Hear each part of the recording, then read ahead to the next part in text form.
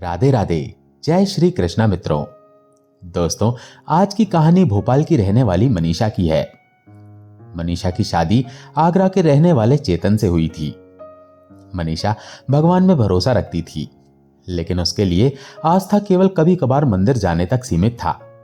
जब वो अपने ससुराल पहुंची तो वहां उसकी दोस्ती पड़ोस में रहने वाली रितिका से हो गई। रितिका काफी धार्मिक थी और लड्डू गोपाल की सेवा करती थी। रितिका के घर में छोटे से लड्डू गोपाल थे, जिनकी वो बड़े भाव से सेवा करती थी। मनीषा अक्सर रितिका के घर जाती थी। कभी कभी वो रितिका को लड्डू गोपाल की सेवा करते देखती थी। रितिका मनीषा को अक्सर अपनी अनुभूति बताती, कैसे लड्डू गोपाल उसे स्वप्न में आए, कैसे उन्होंने अपनी अनुभूति कराई। ये सब सुनकर मनीषा का मन भी लड्डू गोपाल की ओर आकर्षित होने लगा। एक बार रितिका अपनी कुछ सहेलियों के साथ वृंदावन जाने का प्रोग्राम बना रही थी। उसने मनीषा से भी पूछा कि क्या वो भी वृंदावन चलेगी। मनीषा ने अपनी सासू मां और चेतन से इस बारे में पूछा तो उसे जाने की अनुमति मिल गई। वो रितिका के साथ वृंदावन पहुंच गई। वहां पहुंचकर उन्होंने सभी मंदिरों के दर्शन करे। रितिका बहुत भावुक हो गई। खासकर बांके बिहारी के दर्शन करते समय उसे अलग ही अनुभूति हुई। वृंदावन की गलियों में कई दुकानों पर लड्डू गोपाल के विग्रह मिलते हैं। उसका मन हुआ कि वो भी लड्डू गोपाल को अपने घर ले जाए और उनकी सेवा करे। उसने वहीं से फोन करके इस बारे में अपनी सासू मां से पूछा, लेकिन मनीषा की सासू मां ने यह कहकर मना कर दिया कि लड्डू गोपाल की सेवा में बहुत नियम होते हैं। मनीषा दुखी मन से वापस आ गई, लेकिन उसने अब मन बना लिया था कि अब वो हर महीने वृंदावन जाएगी, क्योंकि आगरा से वृंदावन की दूरी बहुत ज्यादा नहीं थी। मनीषा की शादी को 2 साल हो गए थे, लेकिन अभी तक उसे कोई संतान नहीं हुई थी। एक बार मनीषा की एक पुरानी सहेली नेहा उससे मिलने आई। उसकी गोद में उसका 6 महीने का बेटा भी था। नेहा की शादी भी उसी साल हुई थी जिस साल मनीषा की शादी हुई थी। दोनों बहुत देर तक बातें करती रहीं और पुराने दिनों को याद करते हुए हंसने लगी। फिर नेहा ने कहा, तू लड्डू गोपाल की सेवा कर, वो तेरी गोद जरूर भर देंगे। नेहा ने जैसे मनीषा की दुखती रग पर हाथ रख दिया। उसने बताया कि वो लड्डू गोपाल की सेवा करना चाहती है, लेकिन उसकी सासू मां ने उसे मना कर दिया था। लेकिन आज नेहा की बातों से मनीषा की जैसे दबी हुई इच्छा फिर से जागृत हो गई थी। उसने नेहा के जाने के बाद एक बार फिर अपनी सासू मां से कहा कि वो लड्डू गोपाल को अपने घर लाना चाहती है। जिस समय उसने अपनी सासू मां से यह बात पूछी, उस समय उसकी सासू मां की ननद यानी चेतन की बुआ उनके घर आई हुई थी। उन्होंने मनीषा की सासू मां को समझाया कि अगर मनीषा लड्डू गोपाल को लाना चाहती है तो लाने दो। अपनी ननद की बात मानकर मनीषा की सासू मां ने उसे लड्डू गोपाल लाने की अनुमति दे दी। मनीषा बहुत खुश थी। 2 दिन बाद वो रितिका को लेकर वृंदावन गई और वहां से एक प्यारे से बड़े से लड्डू गोपाल लेकर आई। लड्डू गोपाल को घर लाकर उसने उन्हें अपने मंदिर में स्थापित किया। उसने उनका नाम गिरधर रखा। वो उनकी सेवा करने लगी। अब उसने रितिका को उनकी सेवा करते तो देखा था, लेकिन उसने इस बात का ध्यान नहीं दिया था कि रितिका अपने लड्डू गोपाल के स्नान जल का क्या करती है, क्योंकि रितिका के लड्डू गोपाल बहुत छोटे थे और वो उन्हें एक छोटी सी प्लेट में स्नान कराती थी। लेकिन मनीषा जो लड्डू गोपाल लाई थी वो काफी बड़े थे। वो अपने गिरधर को एक पट्टे पर बिठाकर अपने मंदिर के पास वहीं आंगन में स्नान कराती थी, और जो उनका स्नान जल था वो नाली में चला जाता था। वो वहां उन्हें अच्छे से स्नान कराकर उसके बाद सूखे कपड़े से पोंछकर साफ कपड़े पहनाकर मंदिर में बैठा देती थी।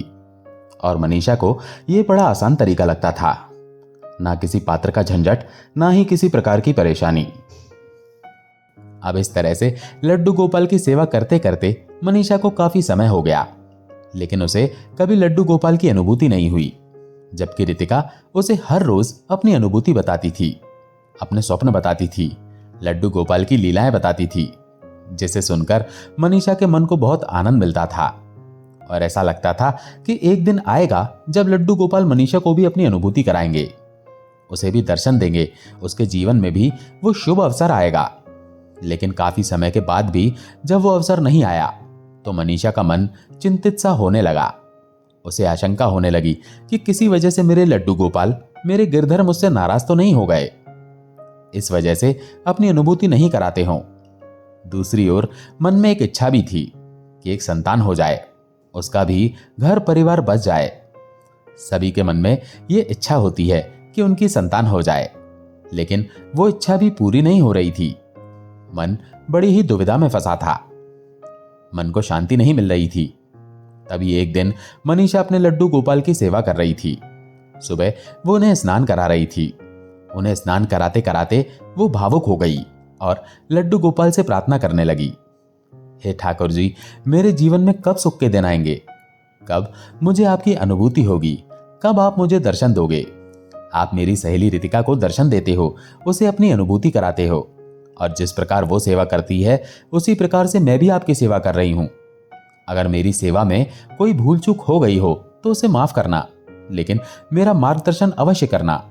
मैंने इससे पहले लड्डू गोपाल की सेवा कभी नहीं की, और यहां घर में भी किसी को आपकी सेवा के बारे में कोई ज्ञान नहीं है, तो मुझे सही और गलत की शिक्षा देने वाला कोई नहीं है। अब तो आप ही मेरे ठाकुर जी हो, आप ही मेरे आराध्य हो, आप ही मेरे गुरु हो, आप ही मेरे पुत्र हो। मैं सभी रूपों में आपको पूजती हूं, तो आप मेरा मार्गदर्शन कीजिए।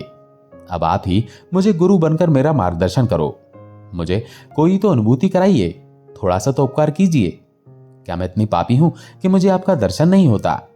क्या मैंने अपने जीवन में इतने पाप किए हैं कि आप मुझे अनुभूति नहीं कराते? क्या मैं इस लायक नहीं हूं कि आपकी सेवा कर सकूं? मनीषा के मन में काफी सारी बातें घूम रही थी और उसकी आंखें आंसुओं से भर रही थी। पूजा करने के बाद जैसे ही मनीषा नाश्ता करने के लिए बैठती है, तभी रितिका के घर से कीर्तन का बुलावा आता है। रितिका का फोन आता है और वो कहती है कि आज मैंने घर पर पूजा रखी है, तू जल्दी से मेरे घर आ जा। मनीषा जल्दी जल्दी काम खत्म करने के बाद रितिका के घर पर जाती है।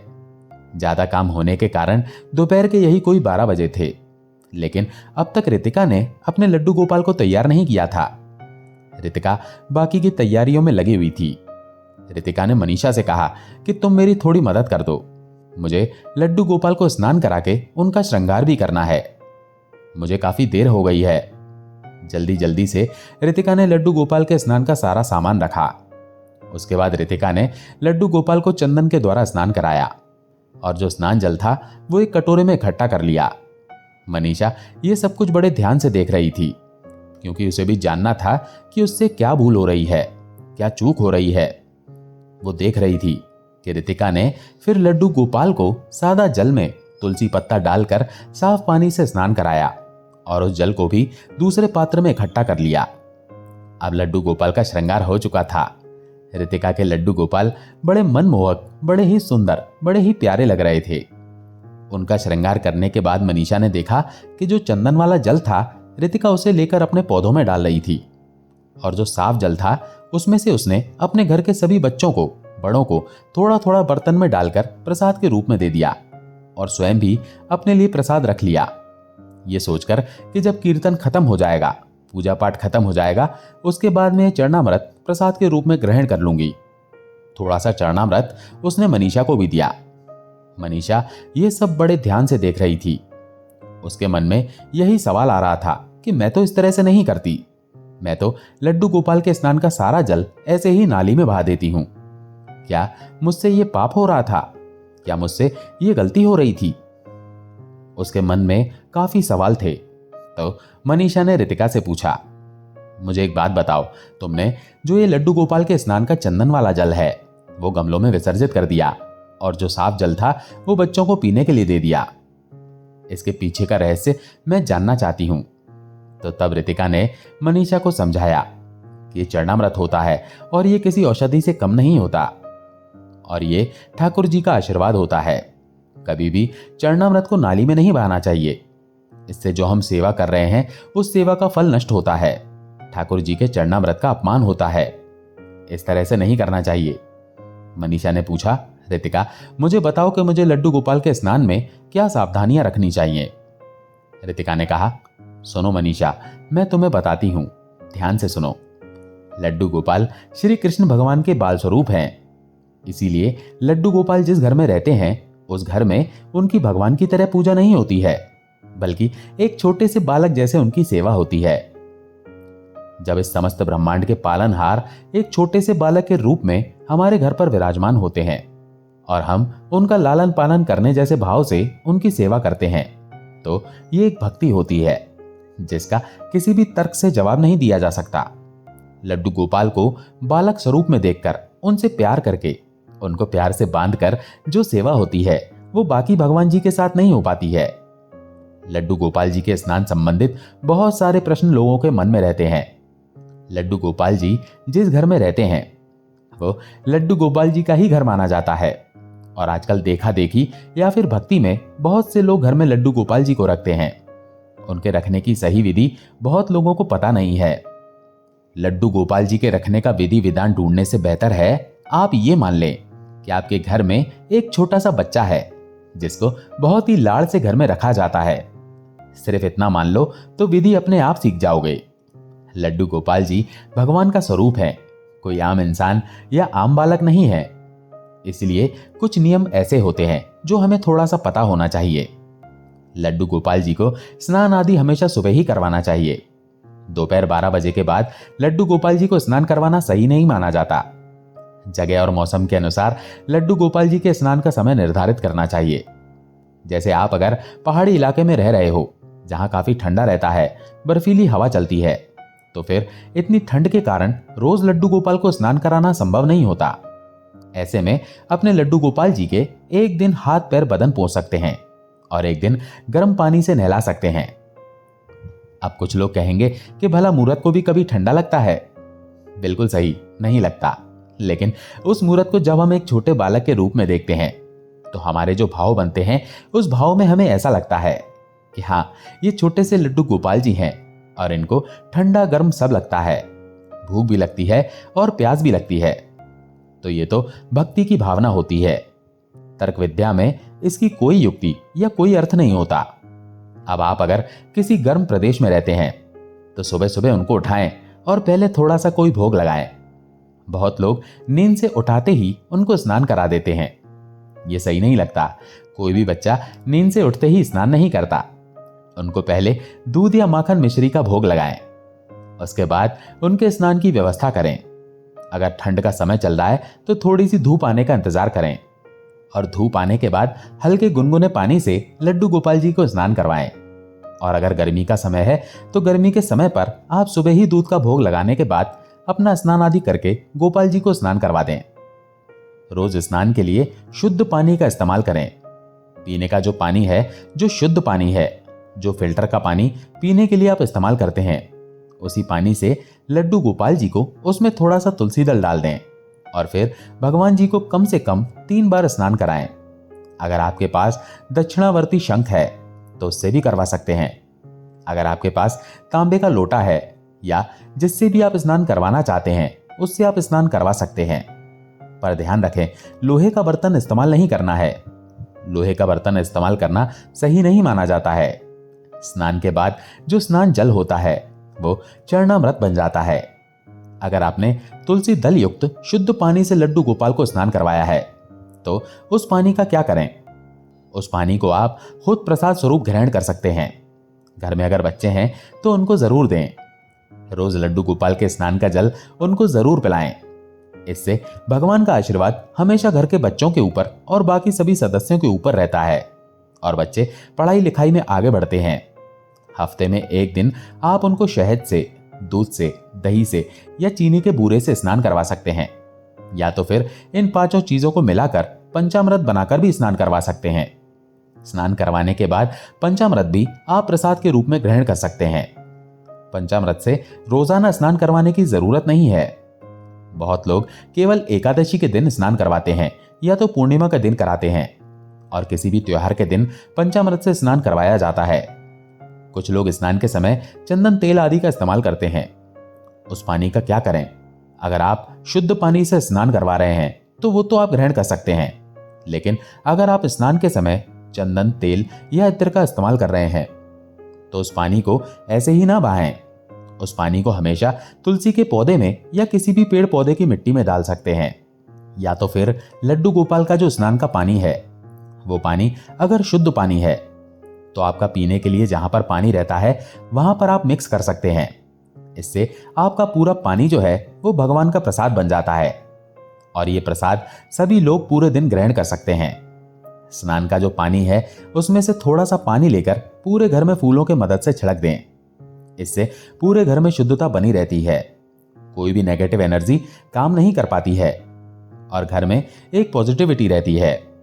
घर में सुबह और शाम आरती के समय शंख या घंटी जरूर बजाएं और साथ में पूरे घर में लड्डू गोपाल जी के पानी का छिड़काव जरूर करें। ये एक बहुत ही बढ़िया काम होता है।